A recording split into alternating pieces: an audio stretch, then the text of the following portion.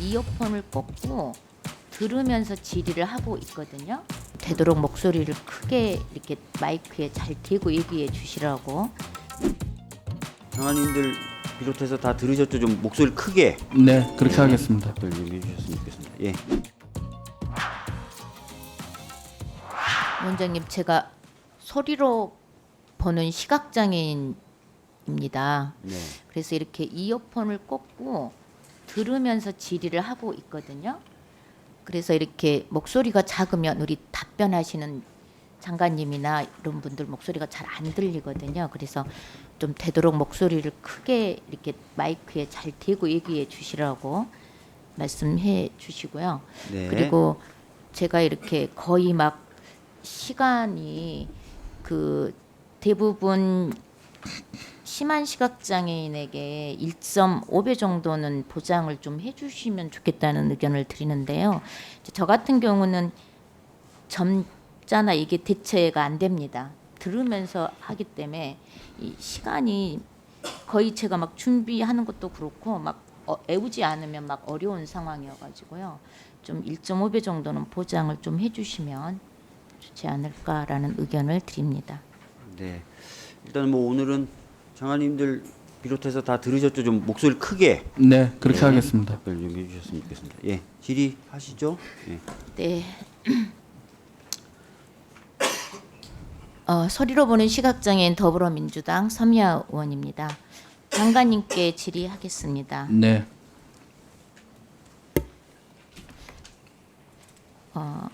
최근 언론에서 크게 보도됐던 정신병원 격리 강박 사망 사고 잘 알고 계시죠? 예, 알고 있습니다. 2022년에서 춘천, 2023년 인천, 2024년 부천에서 정신장애인 격리 강박 사망 사고가 계속 발생되고 있습니다. 네, 특히 250여 시간 동안 격리 강박을 당해서 사망하신 춘천 정신병원 사건은 유가족이 억울한 죽음의 진실을 밝혀달라고 하면서 제가 국가인권위원으로 역임하고 있을 때 인권위에 진정까지 냈던 사건입니다. 최근 언론 보도가 나니까 복지부가 춘천시에 재조사를 요구했었는데요. 춘천시는 정기 점검 보고서만 제출했더라고요. 그리고 한 달 동안 재조사를 하지 않았고 복지부도 조치 없이 있다가 저희 의원실에서 보도 자료가 나가니까 지난주 금요일에서야 현장 조사를 나간 걸로 알고 있습니다. 장관님 혹시 조사 결과 보고는 받으셨을까요? 아직 못 받았습니다. 조사 중인 걸로 알고 있습니다.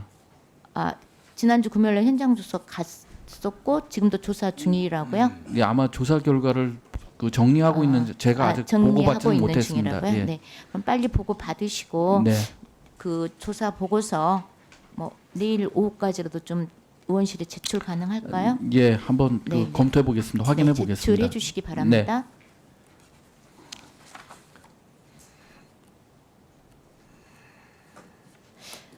지난 5월 이번 17일 만에 환자가 사망한 부천 정신병원 사건 네, 이것도 제가 좀 언급을 하겠습니다.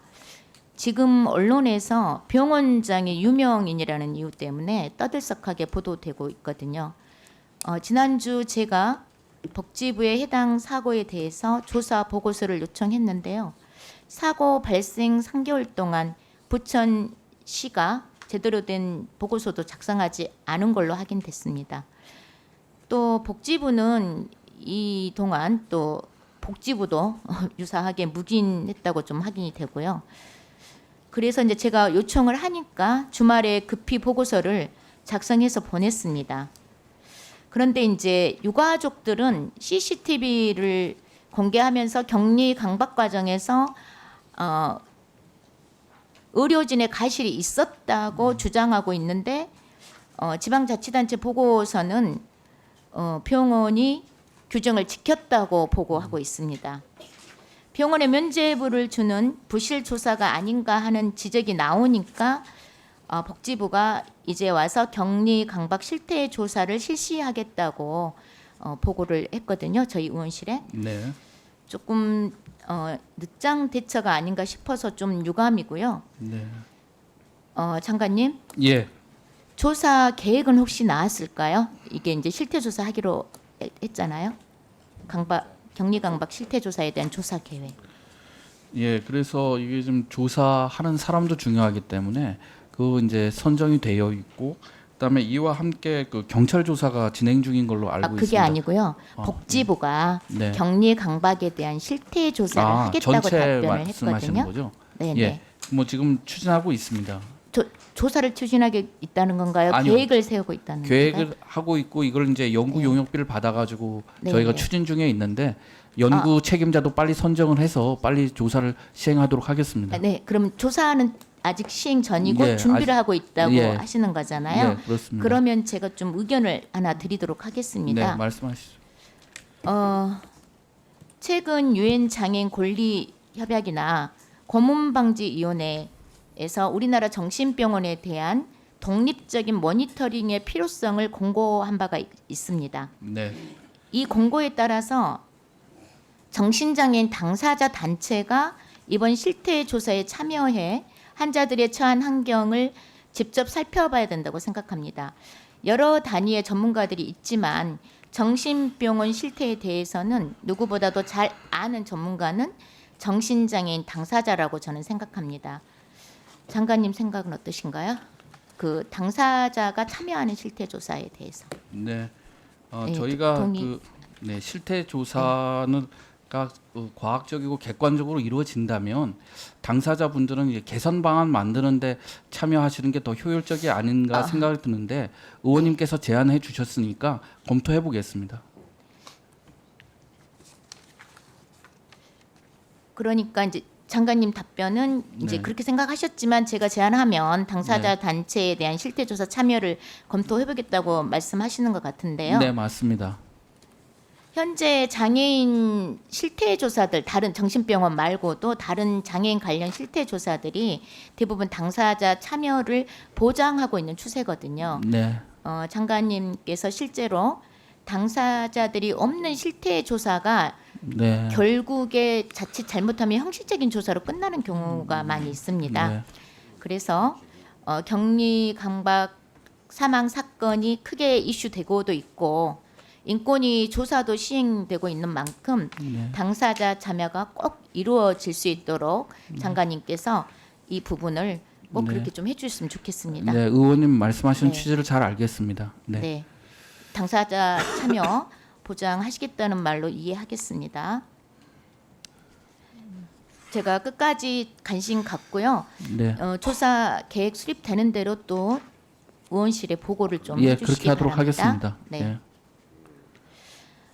또 현행 정신건강복지법은 격리 강박 규정과 책임이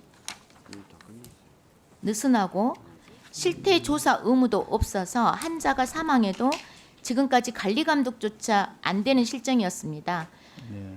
맞죠? 예, 부족한 점이 관련해서 많습니다. 네, 관련해서 제가 조사 의무와 책임자 처벌 강화 규정을 담은 개정안을 발의했습니다. 장관님 검토 혹시 하셨을까요? 예, 발의하셨다는 말씀 들었고, 네. 예. 그런데 거기서 이제 아주 좋은 의견을 많이 내주셨습니다. 근데 그 벌칙과 관련해서는 그 벌칙 요건과 관련해서 해석이 좀 달리 나올 수 있는 부분이 있다고 합니다. 그래서 법안 네. 소위 때 네. 잘 논의를 하도록 하여튼 하겠습니다. 개정 취지는 네, 동감합니다. 동의하시죠? 네. 정신병원의 격리 강박 사망 사고가 반복되고 있습니다. 언제까지나 그냥 두고 볼 수는 없다고 생각하고요. 이번 개정안이 통과될 수 있도록 장관님 이하 부처에서 관심 있게 꼭 검토를 해주시기를 네, 부탁드리겠습니다. 유념하겠습니다. 네. 그리고 이번 정신장애인 격리강박 실태 조사가 모범적인 사례로 남을 수 있도록 당사자 단체의 참여 꼭 보장해 주실 것을 말씀드리겠습니다. 다음 질문 하나 더 드리겠습니다. 최근 몇 년간 장애인 학대 사건이 늘어나고 있습니다. 자료를 좀 보시죠. 장애인 학대 신고 접수가 2018년에서 2023년 5년간에 거의 50%가 증가했습니다. 3,658건에서 5,497건입니다. 지금 학대 피해 현장에서는 제6차 장애인 정책 종합 계획의 장애인 학대 예방과 종합 전략이 부재하다는 지적이 있습니다. 관련해서 제가 이것도 장애인 복지법 일부 개정안에 발의를 했는데요. 학대 피해를 지원하는 체계도 중요하지만 예방 너무 중요합니다. 장애인 학대 예방 및 방지에 대한 상황을 장애인 정책 종합 계획에 별도 포함되도록 제안을 했는데 장관님 답변을 좀 부탁드립니다. 예. 취재 공감을 하고 그걸 이제 장애인 종합 계획에 포함하는 방안 그 관련 아마 대통령령을 개정해야 될 것 같은데요. 적극 추진하도록 하겠습니다. 다음 질의는 다음에 하겠습니다. 네.